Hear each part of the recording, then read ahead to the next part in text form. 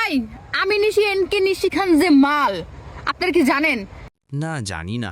তা তুমি কোন চ্যাটের বাল বলো, আমরা শুনি। এখনো এমন এমন কমেন্ট আসে আমার সাথে এক রাত থাকবে, 1,00,000 টাকা আমাকে নগদ দিবে। হাসাইলি রে বোকা চণ্ডী মাগি।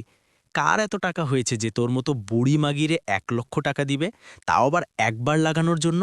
ডাব ডাছে ঝুলতে ঝুলতে নাভির নিচে ফাটায় তো হাজার হাজার কলা ঢুকতে ঢুকতে ফাটা হয়ে গেছে তেনা তেনা। যারা তোকে 1,00,000 টাকা দিতে চায়, লাগানো শেষ হলেই দেখবি তারাই একটা লাথি মেরে তোকে বিছানা থেকে ফেলে দিবে। টাকা যদি দেয়ও 50 টাকার বেশি কখনোই দিবে না, এটা আমি বলছি। তবু আমি রাজি হই না। আর আপনারা নাকি আমার নিয়ে উল্টোপাল্টা কথা বলেন, তাই না? ফাইজলামি করেন আপনারা। আহারে, কত দিনদার মেয়েটা, আর আপনারা তার সাথে ফাজলামি করেন। তাকে যারা সারাদিন ভিডিও করেন, সেই সাংবাদিক নামের খানকির পোলাদের বলছি, আপনাদের মা কি আপনাদেরকে জন্ম দিয়েছে কচু খেতে? কারণ এমন একজন পতিতারে নিয়ে কেন সারাদিন পড়ে থাকেন? ভালো নিউজ কি খুঁজে পান না?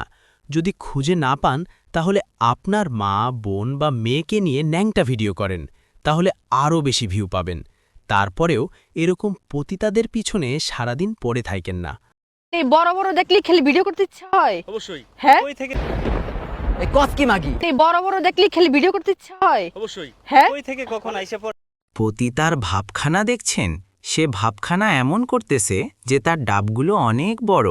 বলি কি ম্যাগি, হিরো আলমের বিচিও না তোর ডাবেক থেকে বড়। ভিতরে তুলা ঢুকিয়ে বড় বড় বানিয়ে কাস্টমার ডাকে, এর মতো পতিতারা। আমি যদি ভুল বলে থাকি, তাহলে তুই লাইভে এসে পুরোটা খুলে দেখাবি, তাহলে জাতি মেনে নেবে যে তোর ডাব সত্যি বড়। কি ধর্ষকবৃন্দ, ঠিক বলেছি? সঠিক বলেছেন, আপনার বুদ্ধি ভালো।